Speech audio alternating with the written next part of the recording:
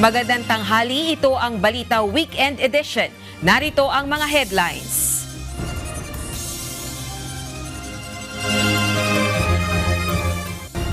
Listahan ng umano'y budget insertion sa 2025 budget. Inilathala ni dating Ako Bicol Party List Representative Saldico. Ilang senador hinamon si dating Congressman Saldico na humarap ng personal at dumalo sa pagdinig ng Senado. Senators Escudero, Estrada at Revilla itinanggi ang mga paratang ni dating DPWH Undersecretary Roberto Bernardo kaugnay ng umano'y anomalya sa flood control projects. Aplikasyon ng mag-asawang Diskaya sa Witness Protection Program hindi pa muling nai-evaluate. Senator Marcoleta kwenestyon ang kondisyon ng pagsauli ng kanilang yaman. Inilathala ni Saldico, dating Ako Bicol Party List Representative at House Appropriations Panel Chairperson, ang listahan ng mga umano'y budget insertions na ipinag-utos ni Pangulong Ferdinand Marcos sa 2025 national budget. Sa kanyang huling social media post, Biyernes ng gabi, November 14, makikita ang listahan ng umano'y budget insertions sa ilalim ng Department of Public Works and Highways at nakasaad din kung saan ang mga pahinang tinutukoy sa General Appropriations o GAA 2025. Kasunod ito ng pagkwestiyon ni Senator Panfilo Lacson, chairperson ng Senate Blue Ribbon Committee, sa mga aligasyon niko laban kay PBBM. Ayon sa senador, walang probative value o wala itong kredibilidad dahil hindi naman isang sinumpaang salaysay. Pero giit niko, suriin ang buong listahan ng umano'y insertions sa ilalim ng direktiba ni PBBM. Maaari rin anang i-cross-check ang National Expenditure Program o NEP upang matukoy kung naroroon ang parehong line items. Ang National Expenditure Program o NEP ang panukalang pondong inihahanda ng Executive Branch sa pamamagitan ng Department of Budget and Management at isinusumite sa Kongreso. Samantalang ang General Appropriations Act o GAA naman ang pinal na batas sa budget matapos na pagdebatehan at amyendahan sa Kongreso at Senado at lagdaan ng Presidente. Hinikayat ni House Deputy Minority Leader at mamayang Liberal Party List Representative Leila De Lima si dating Ako Bicol Party List Representative Saldico na bumalik na ng Pilipinas at makipagtulungan sa ginagawang investigasyon sa maanumalyang flood control projects. Ito ay matapos ang aligasyon ng dating kongresistang si Pangulong Ferdinand Marcos Jr. umano ang nag-utos sa kanyang isingit ang nasa 100 billion pesos na halaga ng mga proyekto sa 2025 national budget. Ito ang balita. Dapat manumpa at sabihin ang katotohanan sa tamang forum. Yan ang panawagan ni House Deputy Minority Leader at mamayang Liberal Party List Representative Leila De Lima sa nagbitiw na Ako Bicol Party List Representative na si Saldico. Ayon kay Congresswoman De Lima, dapat bumalik na ito ng Pilipinas at makipagtulungan sa ginagawang investigasyon sa maanumalyang flood control at infrastructure projects. Ang Makabayan lawmakers naman nais magkaroon ng agaran at independent na investigasyon sa umano'y direktang kinalaman ni PBBM sa 100 billion pesos na halaga ng budget insertions at approval ng unprogrammed fund releases. Gayun din ang lahat ng opisyal na isinasangkot nito, kabilang na si dating House Speaker at later First District Representative Martin Romualdez, Budget Secretary Amena Pangandaman at Presidential Legislative Liaison Office Chief Undersecretary Adrian Carlos Bersamin. Pinaiimbestigahan din ng mga ito ang kickbacks at komisyon na natanggap ni na PBBM at iba pang opisyal sa infrastructure projects. Nanawagan din ng mga ito ng lubos na paglalantad sa lahat ng budget insertions at ang program appropriations sa 2025 budget at nakalipas na pambansang pondo sa ilalim ng PBBM administration. Samantala, maging si Kamanggagawa Party List Representative Eli San Fernando naniniwala ring hindi ligtas sina PBBM at dating House Speaker Romualdez sa flood control scandal.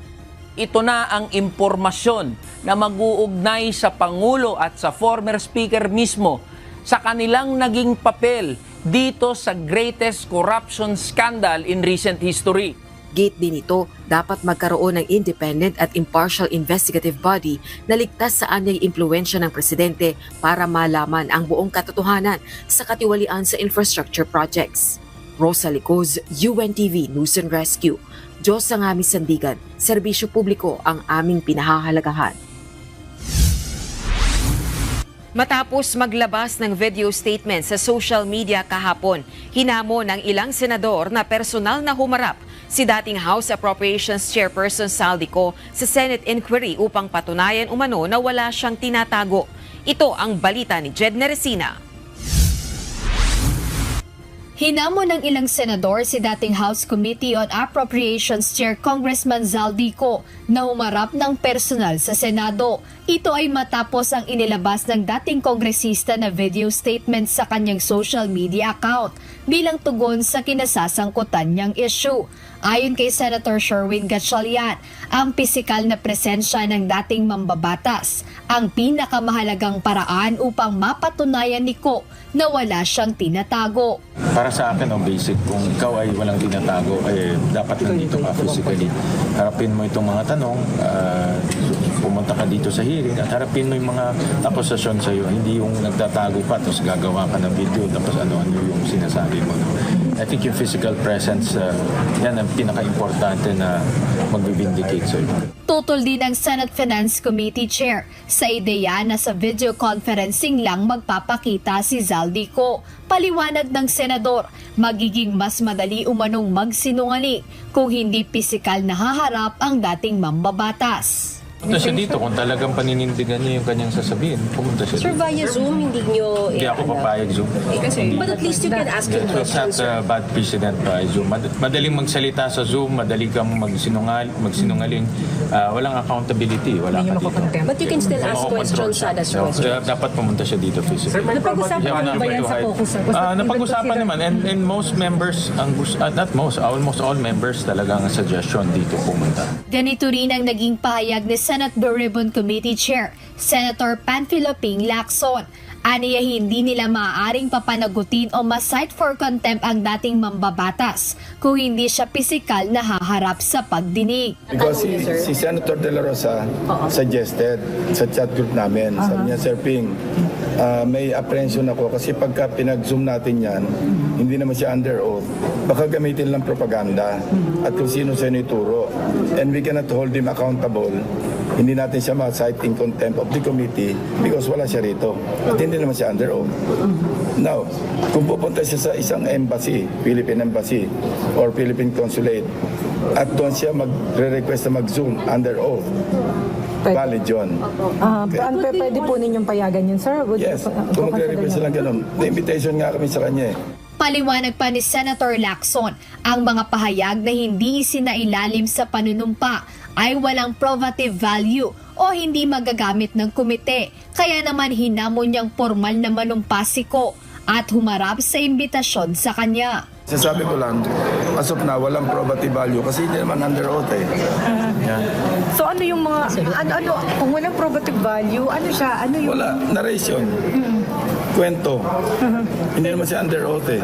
Pumunta siya rito, mag-take oath siya, at sabihin niya yung statement niya, then yun na may probative value. Dagdag pa ng senador, formal nang naimbitahan ng Blue Ribbon Committee si Ko, kaya maaaring magpalabas na ng sabina ang komite kung tatanggi pa rin itong humarap. Kaugnay nito, sinabi ni Senator Lacson na under evaluation at validation na ng komite ang mga pahayag kahapon November 14 ni dating Department of Public Works and Highways Undersecretary Roberto Bernardo na nag-akusa sa ilang government officials na umano'y sangkot sa malawakang korupsyon sa mga proyekto ng flood control at mga irregularidad dito. Jed Neresina, UNTV News and Rescue. Diyos ang aming sandigan, serbisyo publiko ang aming pinahahalagahan. Inilabas na ni Saldico ang ikalawang bahagi ng kanyang video kaugnay sa umano'y budget insertions na iniutos ni Pangulong Ferdinand Marcos Jr. at dating House Speaker Martin Romualdez. Sa kanyang video, iginiit ni Ko na sinabi sa kanya ni DBM Secretary Amena Pangandaman na alam at approve lahat ng Pangulo ang mga insertion at masaya na umano ang Pangulo basta pasok ang mga pondong request nito. Dagdag pa ni Ko, walang perang napunta sa kanya at lahat ay i-deliver sa bahay ni Romualdez at sa Malacanang.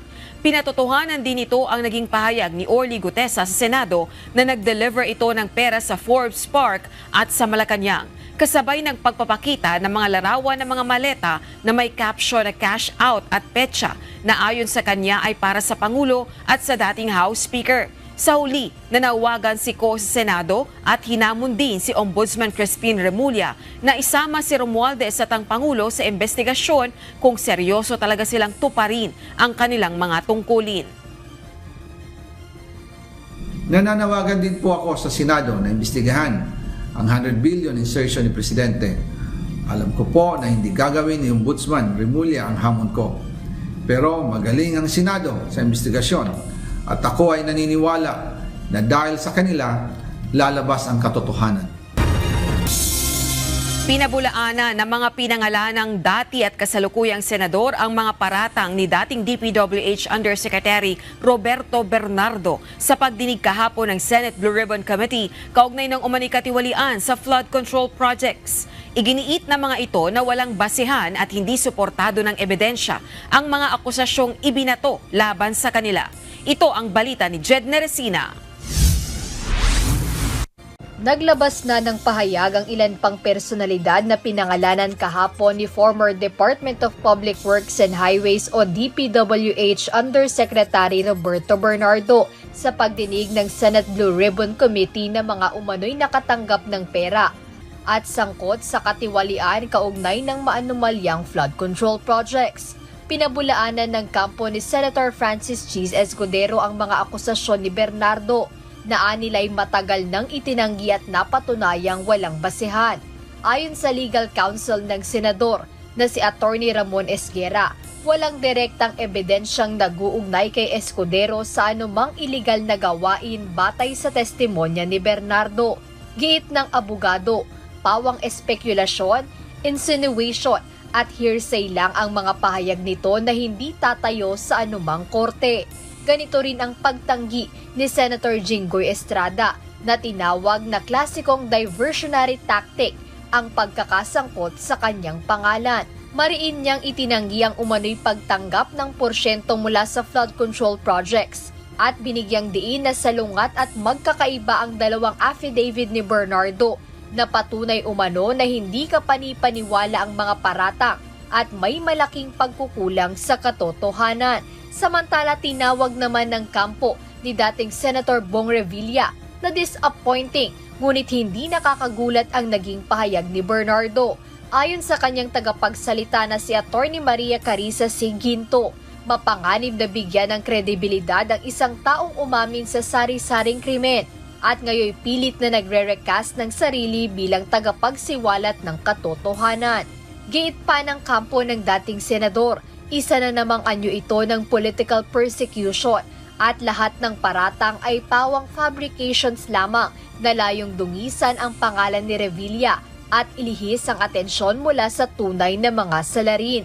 Tiniyak ni na Revilla, Estrada at Escudero na haharapin nila ang mga akusasyon sa tamang forum at dadaan sa proseso kung saan ebidensya at hindi publicity o espekulasyon ang magtatakda ng katotohanan.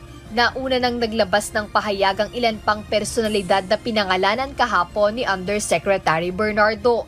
Mariin ding itinanggi nila Senator Mark Villar, former Senator Grace Poe, dating senador at ngayon Department of Education Secretary Sani Angara, at former Senator at ngayon Makati Mayor Nancy Binay ang mga paratang laban sa kanila ni Bernardo at iginiit na hindi sila sangkot sa anumang katiwalian sa pamahalaan.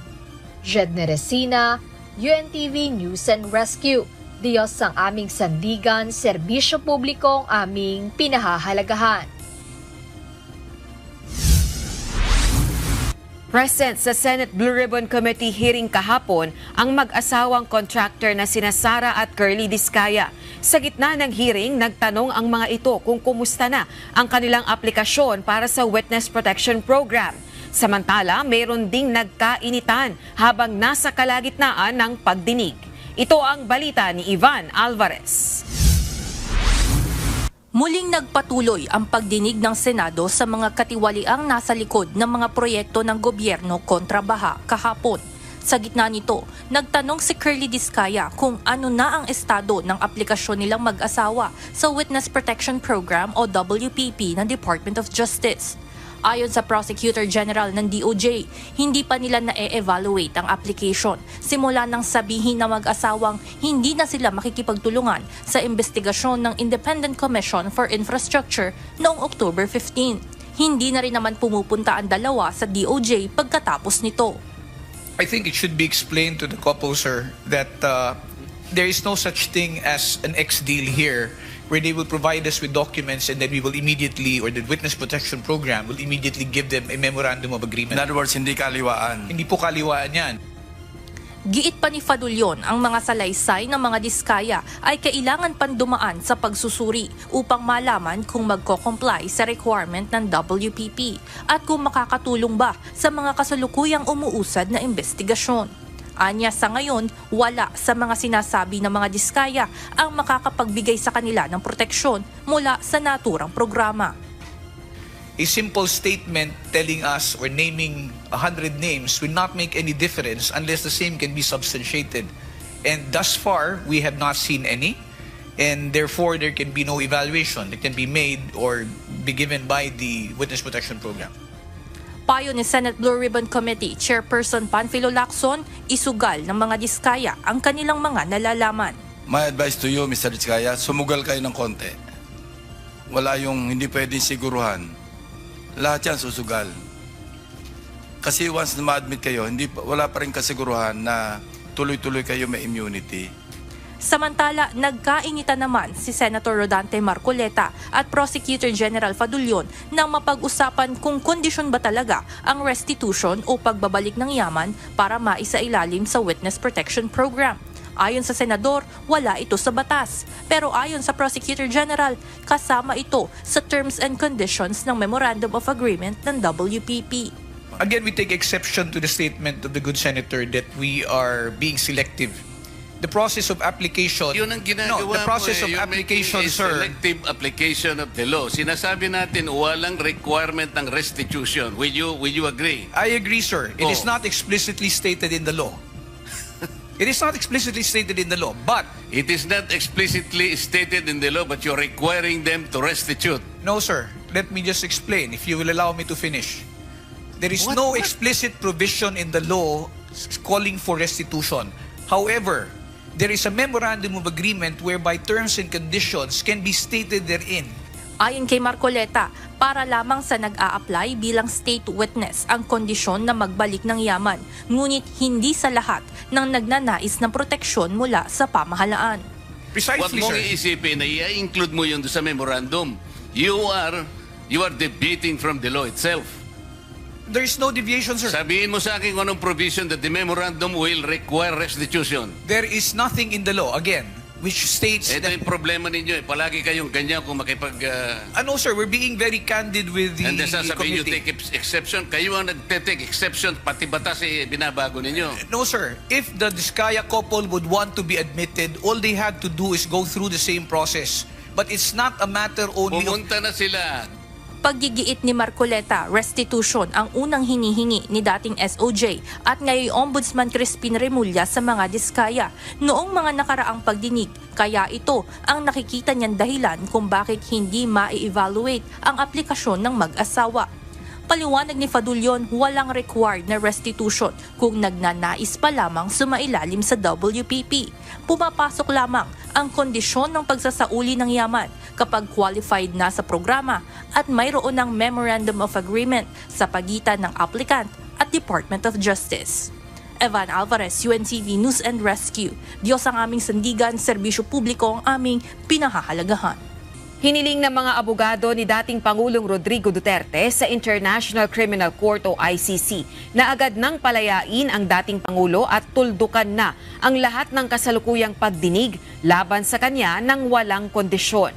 sa 21 pahinang appeal brief on jurisdiction na isinumite ng defense team ni Duterte sa panguna ni Nicholas Kaufman noong November 14, kwenestyon nito ang desisyon ng Pretrial Chamber 1 na nagsabing may jurisdiction pa rin ang ICC kahit nag-withdraw na ang Pilipinas sa Rome Statute noong 2019. Iginiit ng depensa na nawalan na ng legal na basihan ng ICC para ituloy ang kaso at nagkamali ang mababang lupon sa pag-interpret ng mga probisyon ng statute. Kabilang na ang pagtrato sa Article 127 Section 2 bilang lex specialis at ang pagtingin na sapat na ang preliminary examination para manatili ang jurisdiksyon. Kasama sa apela ang babala na nagbubukas umano ng mapanganib na president ang desisyon. Ito ay dahil maaaring pigilan ng prosecutor ang anumang pag-withdraw ng isang bansa sa simpleng pagbubukas ng preliminary examination bago pa maging epektibo ang pagkalas nito sa ICC. Hiniling ng kampo ni Duterte sa Appeals Chamber na baliktarin ang desisyon, ideklarang wala ng jurisdiksyon ng ICC at iutos ang kanyang agarang pagpapalaya. Matapos siyang manatili sa kustodiya ng ICC sa The Hague mula pa noong Marso ngayong taon dahil sa kaso nitong crimes against humanity kaugnay ng war on drugs na ipinatupad sa ilalim ng kanyang administrasyon. Inatasan na ng International Criminal Court o ICC ang isang bagong eksperto na suriin ang medikal na kondisyon ni dating Pangulong Rodrigo Duterte para tukuyin kung handa siyang humarap sa paglilitis. Kasabay nito, nirevoke ng ICC ang appointment ng isa pang miyembro ng panel at nilimitahan ang access nito sa mga dokumento ng kaso. Ito ay ayon sa desisyon ng ICC Pre-Trial Chamber 1 matapos hilingin ng depensa ang disqualification ng naturang eksperto. Matatandaang noong Agosto ay giniit ng depensa na si Duterte na sa edad na 80 ay may kakulangan na sa cognitive skills na mahalaga sa maayos na pagdepensa at hindi akop na harapin ang paglilitis. Noong September 24, nagtalaga ang ICC ng 3 eksperto na isang neurologist, forensic psychiatrist at neuropsychologist para sa medical examination. Ngunit hiningi ng depensa na i-revoke ang isa dahil sa suspensyong kinakaharap nito mula sa kanyang professional regulatory body. Pinagbigyan ng ICC ang hiling ng depensa at pinili ang bagong eksperto sa neuropsychology upang palitan ang nauna.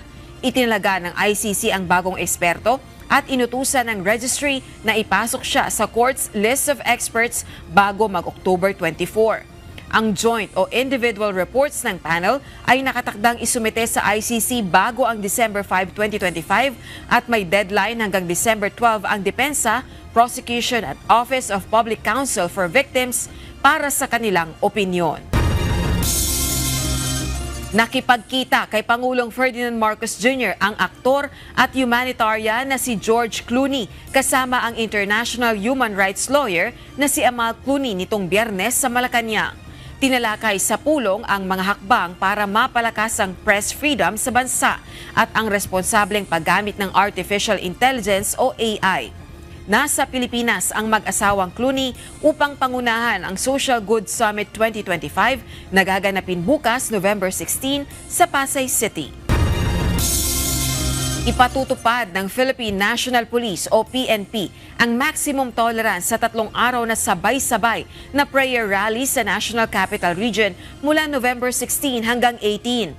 Mahigit 16,000 pulis ang ine-deploy sa Rizal Park sa Maynila at sa EDSA People Power Monument sa Quezon City. Magkakaroon din ng mga pulis sa iba pang lugar na posibleng pagdausan ng lightning rallies, kabilang ang Ayala Bridge at Recto Avenue kung saan nagkaroon ng karahasan noong September 21 anti-corruption protest. Ayon kay Acting PNP Chief General Jose Melencio Nartates, layunin nilang panatilihing mapayapa, maayos at ligtas ang aktibidad para sa lahat at i-adjust agad ang seguridad kung kinakailangan base sa kanilang magiging real-time monitoring. All set na ang iba't ibang grupong lalahok sa malawakang 3 araw na kilos protesta mula bukas hanggang Martes. Gayon din ang paghahanda ng pamahalaan para sa naturang malaking pagtitipon. Kaugnay nito, naglabas ang lungsod ng Maynila ng listahan ng mga isasarang kalsada at alternatibong ruta para sa mga motorista simula Linggo, November 16 upang maiwasan ang mabigat na daloy ng trapiko sa ilang pangunahing kalsada. Isasara ang Luneta Park, Chino Roses Bridge o Menjola, Liwasang Bonifacio at Ayala Bridge sa loob ng 3 araw. Pinayuhan ang mga motorista na gumamit ng alternatibong ruta tulad ng Taft Avenue, P. Burgos Avenue, MH Del Pilar Street at Rojas Boulevard Service Road. Nagbigay din ang lokal na pamahalaan ng Maynila ng detalyadong direksyon para sa mga kalsadang isasara upang masiguro ang maayos na daloy ng trapiko.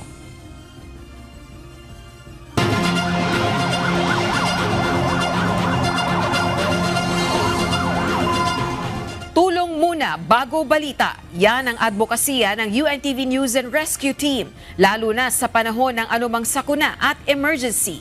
Lakip ng aktibong pagresponde sa mga nasalanta ng kalamidad ay tumugon din ang UNTV News and Rescue Responders sa pagbibigay ng mahalagang balita sa kasagsagan ng Bagyong Uwan. Ito ang balita ni Leslie Widem. Hindi pa man naglalandfall ang bagyo, ay nakakalat na sa iba't ibang bahagi ng Luzon ang buong puwersa ng UNTV News and Rescue. Dala ang advokasiyang tulong muna bago balita. Kasama ang Disaster Response and Rescue Teams ng Members Church of God International o MCGI-DRRT, maagang nag-ikot ang grupo upang umalalay sa paglikas ng mga residente, katulong ang lokal na pamahalaan at government emergency units.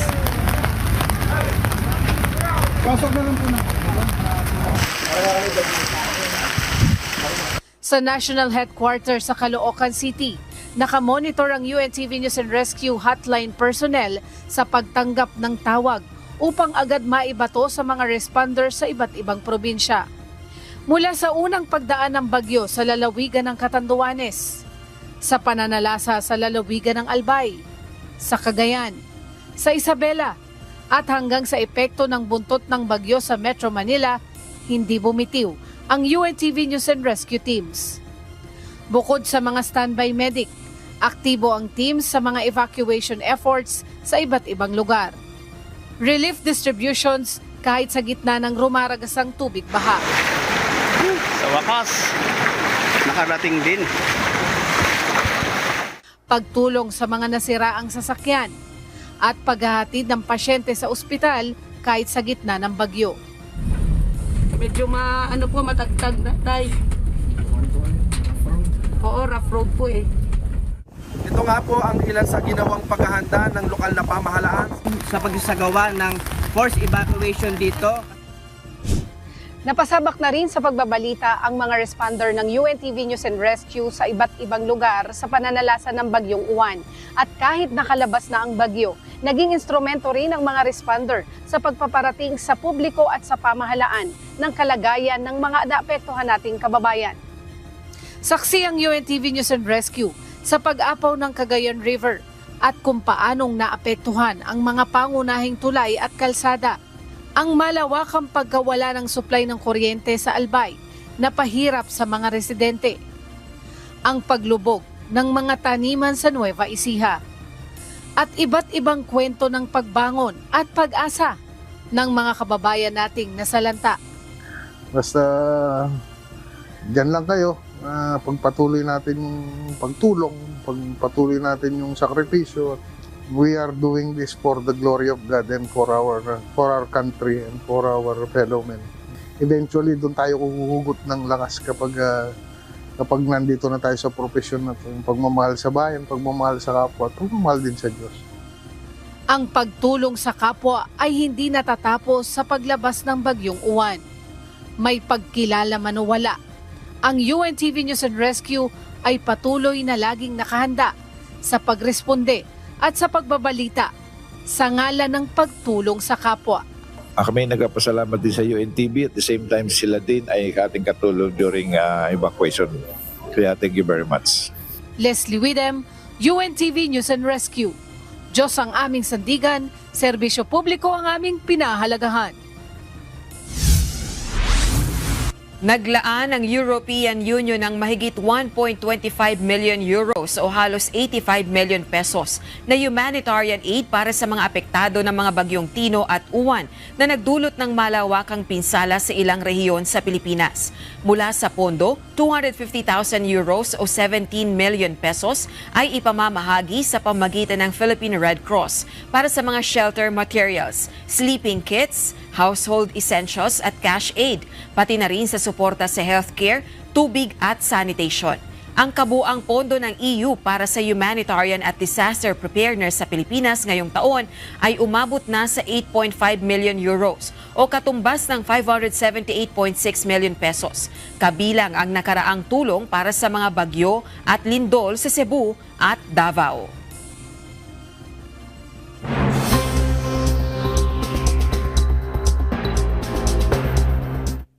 Tatlo na ang patay habang tatlo naman ang nasugatan nang sumalpok ang isang bus sa bus stop sa Stockholm.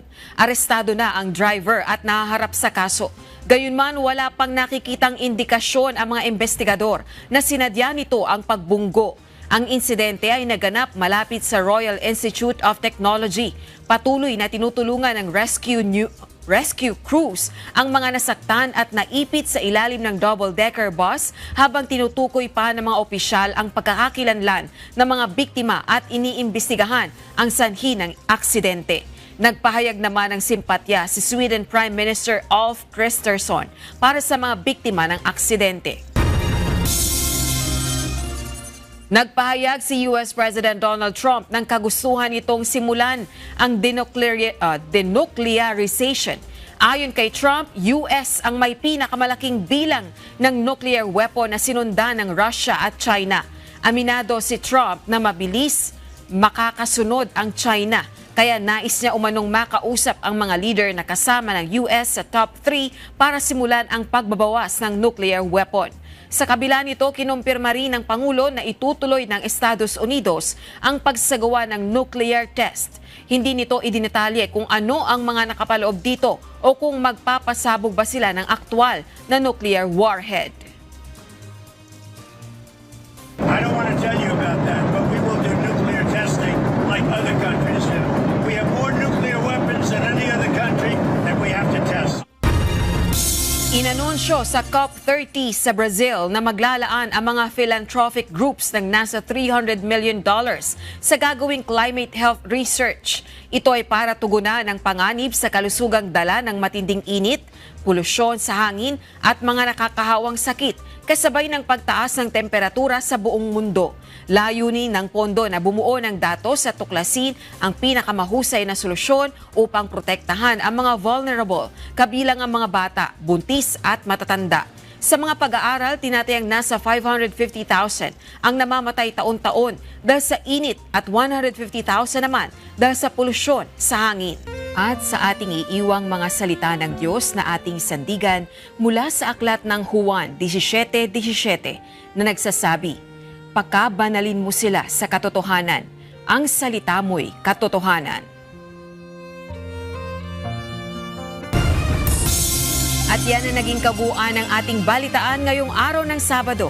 Aming inilahad ng buong katapatan kung paano namin nasaksihan. Sa ngalan ni Kuya Daniel Rason, ako si Rosa Licos. At dito sa UNTV, Diyos ang aming sandigan. Serbisyo publiko ang aming pinahalagahan. Magandang tanghali.